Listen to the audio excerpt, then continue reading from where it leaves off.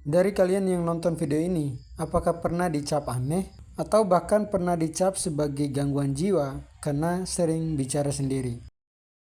Karena seringkali saat melakukan kegiatan ini tidak ada seseorang pun di sekitar kita, lalu tanpa disadari tiba-tiba terjadi begitu saja. Pertanyaannya, apakah benar hal tersebut dikarenakan gangguan jiwa? Selain itu, apa yang terjadi pada diri kita karena berbicara sendiri? Untuk mengetahui lebih lanjut, yuk ikuti penjelasan di video ini. Self-talk atau berbicara sendiri merujuk pada narasi yang muncul di pikiran kita. Narasi ini muncul dengan cara-cara positif dan berdampak baik bagi orang yang melakukannya. Self-talk juga normal dilakukan oleh banyak orang dan kegiatan ini sangat berbeda dari gangguan mental atau hal-hal yang berhubungan dengan mengingat fakta maupun angka.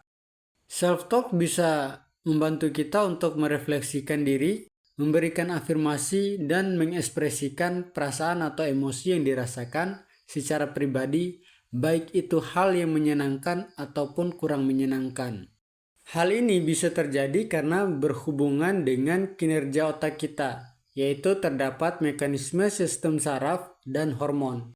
Pada sistem saraf, ketika mendapatkan rangsangan, pesan yang diterima akan dilanjutkan oleh neurotransmitter, lalu dikirimkan antar neuro atau dari neuron ke jaringan tubuh lainnya. Peran neurotransmitter selain memberikan respon otomatis pada pernapasan atau detak jantung sebagai respon sesuatu, mereka juga memiliki peran lainnya. Peran itu berupa proses belajar, suasana hati, kebahagiaan, dan ketakutan. Ada beberapa neurotransmitter yang selalu dihasilkan ketika kita melakukan self-talk sebagai bentuk informasi yang disampaikan otak akan suasana hati setiap orang.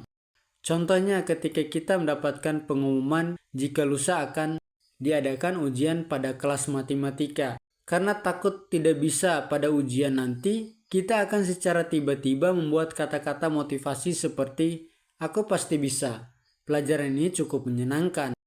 Kalimat seperti itulah yang nantinya menimbulkan respon dari otak untuk menghasilkan serotonin agar membuat kita tidak cemas lagi. Dari hal tersebut, selain kita menjadi lebih tenang, pikiran kita juga tidak terfokus pada hal yang sulit, tetapi mencari solusi agar mampu memahami materinya. Menurut psikologi, dikatakan juga bahwa kita sudah melakukan self-talk sejak usia anak-anak. Hal ini dilakukan untuk memvisualisasikan apa yang ada di pikiran mereka. Tetapi sering berjalannya waktu, kita menjadi lebih sering membuat narasi tersebut dengan menyampaikan lebih pelan atau tanpa suara. Pada tahun 1930-an, ada seseorang psikolog dari Rusia bernama Lev Vygotsky menyatakan pandangannya bahwa kegiatan bicara sendiri ini menjadi kunci perkembangan pada anak. Lantas dari beberapa penjelasan di atas, kira-kira self-talk memiliki manfaat atau tidak? Dari hal tersebut bisa diketahui jika self-talk punya manfaat banyak sekali yang berhubungan dengan pikiran kita.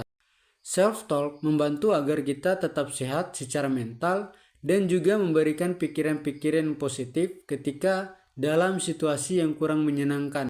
Rasa kesepian, kecemasan, stres yang kita alami mampu terlampiaskan juga. Tetapi bukan hanya untuk mengeluarkan sesuatu yang kurang menyenangkan, bisa saja seperti pada persiapan ujian, kita akan mendapatkan motivasi diri untuk mencapai tujuan.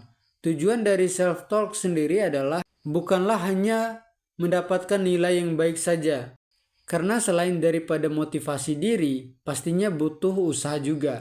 Tetapi dengan self-talk banyak juga aspek yang berkembang seperti kecerdasan, kemampuan untuk mencari solusi permasalahan lewat refleksi diri yang dilakukan ketika self-talk. Dan tentunya bisa meningkatkan kepercayaan diri kita dengan praktik berbicara di depan kaca dan dibayangkan seperti di depan audiens. Setelah mengetahui bahwa self-talk itu sangat penting, ternyata untuk mempelajari hal ini juga bukanlah hal yang mudah. Hanya saja yang perlu diingat bahwa self-talk positif akan selalu membantu, tetapi self-talk negatif bisa merugikan kita dalam berkembang maju. Karena self-talk bukanlah untuk mengkritik diri sendiri, tetapi menjadi teman. Jadi bersikaplah baik dan sayangilah suara batin, karena itu salah satu bagian yang akan membantu kita ke depannya.